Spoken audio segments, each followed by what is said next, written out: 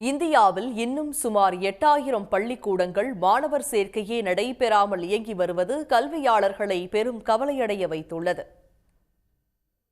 ஒன்றிய கல்வி அமைச்சகம் வெளியிட்டுள்ள தரவுகளின் அடிப்படையில் நாட்டில் கடந்த 2023-24 கல்வியாண்டில் மொத்தம் 7993 பள்ளிகளில் ஒரு மாணவர் கூட சேரவில்லை என்பது தெரிய வந்துள்ளது.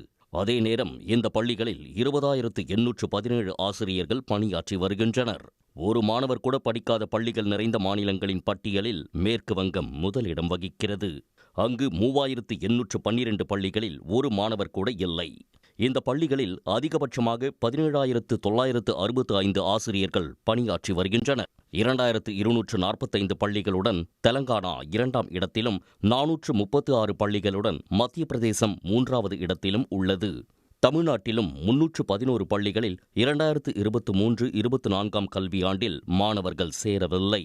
அதே நேரம் மாணவர்கள் இல்லாத பள்ளிக்கூடங்கள் ஹரியானா, மகாராஷ்டிரா, கோவா, அஸ்ஸாம், இமாச்சல் பிரதேசம், சத்தீஸ்கர், நாகாலாந்து, சிக்கிம், திரிபுரா மாநிலங்களில் இல்லை. புதுச்சேரி, லட்சத்தீவு போன்ற யூனியன் பிரதேசங்களிலும் இதுபோன்ற பள்ளிகள் இல்லை என்பது ஆறுதலான விஷயமாகும்.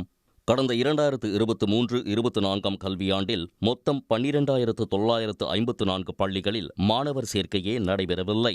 இந்த எண்ணிக்கையில் 5000 குறைந்திருப்பது கல்வியாளர்களை சற்றே நிம்மதியடைய வைத்துள்ளது.